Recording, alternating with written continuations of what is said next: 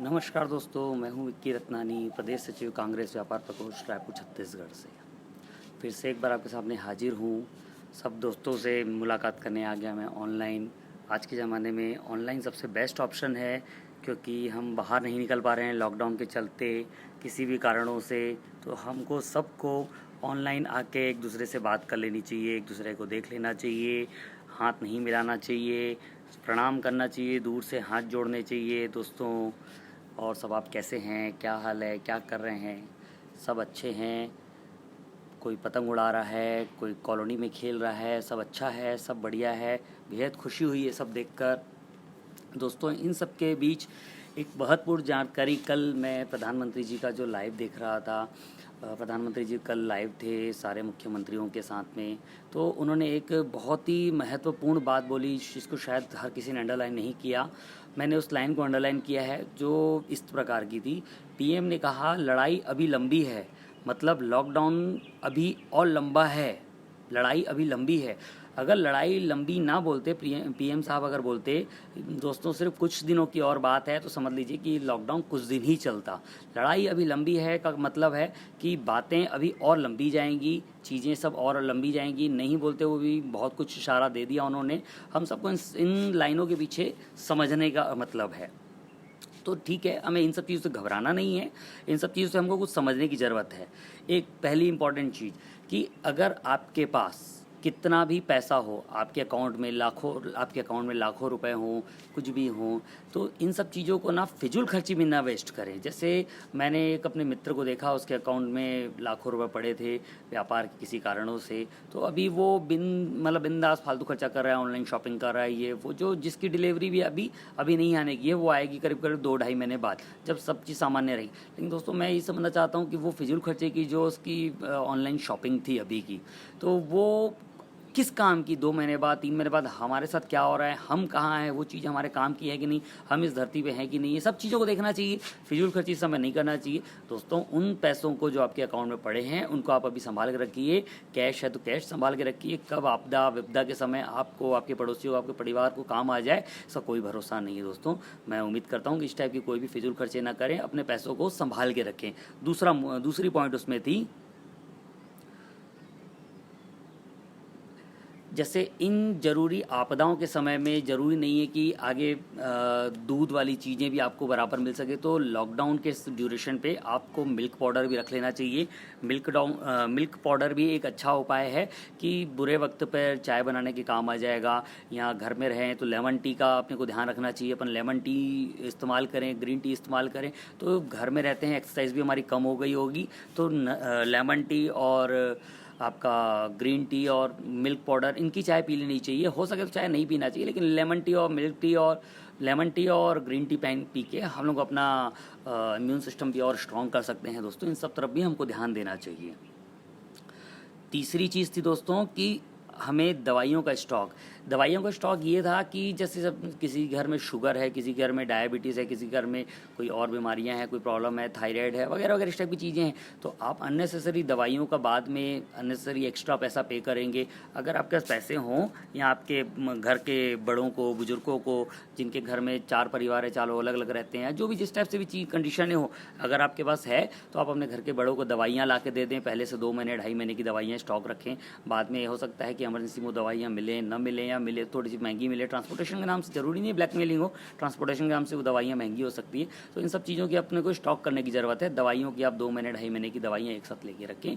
कब क्या हो सकता है इसका कोई भरोसा नहीं, क्योंकि चाइना में वायरस वापस आ चुका है, और बहुत सी भविष्यवाणियों ने कहा है कि ये वायरस कम से कम 10-15 लाख लोगों को इफेक्ट करेगा इंडिया के अंदर। ठीक है, अगर ईश्वर की दया है, अगर ये सब चीज़ें नहीं हुई है, तो हम कामना करेंगे ये सब चीज़ ना हो, लेकिन अपने को बुरे समय की तैयारी रखनी है।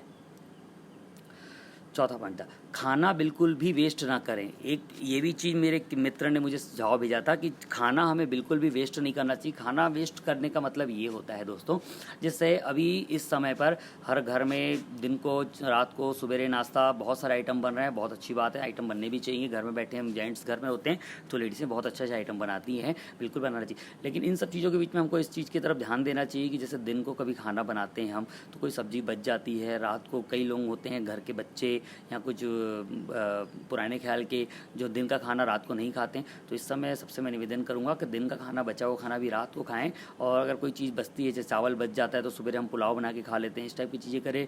चावल अगर दिन के बच जाते हैं, कोई रात को चावल नहीं खाता है तो चावल वाले पराठे बना के सॉस के साथ खाएँ। इस टाइप की बहुत सारी चीज़ें हैं, खाने का सदुपयोग करें। कहने का मतलब ये कि जब अभी इस टाइम में पूरी दुनिया देख रही है कि खाने की क्या महामारी है, तो खाना हमें 1% का भी एक अनाज भी वेस्ट ना करना है। पता नहीं आगे और क्या होना है, तो ईश्वर करे ना ही कोई तकलीफ आए, ना ही आगे कुछ ऐसी तकलीफ़ें उससे हमको सामना करना पड़े।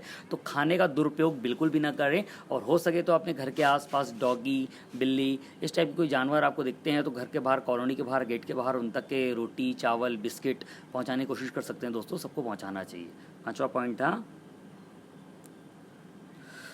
जैसे घर में, हमारे पड़ोस में घर में मैंने देखा कि बच्चे हैं, सबके घरों में बच्चे होते हैं, तो बहुत जिद करते हैं, मुझे चॉकलेट चाहिए, डेयरी मिल्क चाहिए, ये चाहिए, वो चाहिए, खिलौना चाहिए। तो परिवार किसी भी तरीके से जिद करके वो सब चीज़ों को पूरा करते हैं।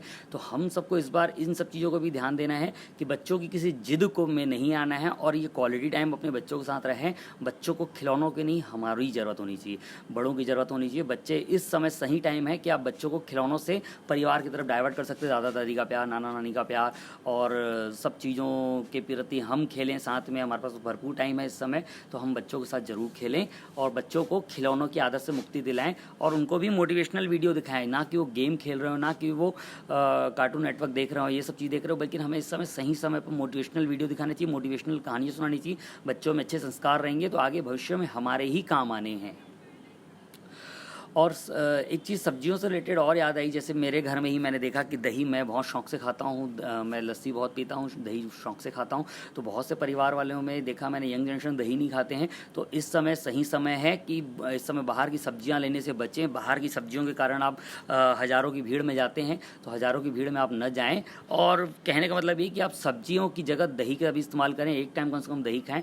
दही हमारे इम्यून सिस्टम के लिए स्ट्रॉन्ग होती है, हमारे माइंड के लिए बहुत स्ट्रॉन्ग होती है, हमारे बॉडी के लिए बहुत स्ट्रॉन्ग होती है। तो कृपया दही का भी इस्तेमाल करें। खाने पीने की चीज़ों को वेस्ट ना करें, जितना हो सके कि आगे के लिए मतलब सूखी सब्जियों का इस्तेमाल करें। जैसे आपका दाल हो गई, मूंग मसूर हो गए, छोले हो गए, राहा हो गई, राजमा हो गए, मतलब बहुत सारे, मटर हो गए, पनीर हो गया, बहुत सारे सूखे आइटम का इस्तेमाल करें। सब्जी लेने की जिद ना करें और बाज़ार में ना जाएं, क्योंकि बाज़ार में आप जा रहे हैं, मैंने भी कल बाज़ार एक बार जाके देखा तो 10,000 12,000 लोगों की भीड़ मुझे नज़र आई, जो कि बहुत ही गलत है और बहुत ही तकलीफदायक है। और वैसे भी हमारे राज्यों में और भी अन्य राज्यों में भी सरकार ने इमरजेंसी वो घोषित कर दिया है आपको कि बिना मास्क के आप जाएंगे तो धारा 188 के तहत कार्रवाई की जाएगी। तो दोस्तों, मैं तो ये कहना चाहूँगा आपसे, आप मास्क के साथ साथ हैंड ग्लव्स भी ले लीजिए।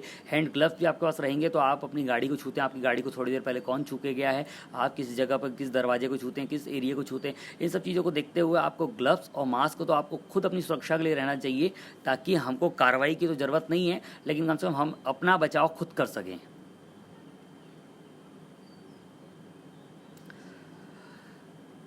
एक चीज़ और मैंने देखी इस समय, हमारे यहाँ जैसे अब कई लोगों की एक आस्था जुड़ी हुई थी कि हम हर रोज़ उठते हैं, बजरंगबली के मंदिर जाते हैं, हम हर रोज़ उठते हैं, शिव मंदिर जाते हैं, हम हर रोज़ उठते हैं, माता का मंदिर जाते हैं। तो इस समय तो ईश्वर हमको परमिशन नहीं दे रहा है।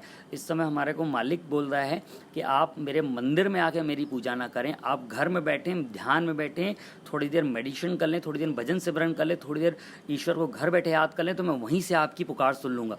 और मेरा भी मानना है दोस्तों कि आप मंदिर में जाके जो ईश्वर को पुकार करते हैं, उससे कहीं ज़्यादा ईश्वर आपकी एक जगह, एक कोने पे बैठ के, एक घर में बैठ के सुनवाई करता है।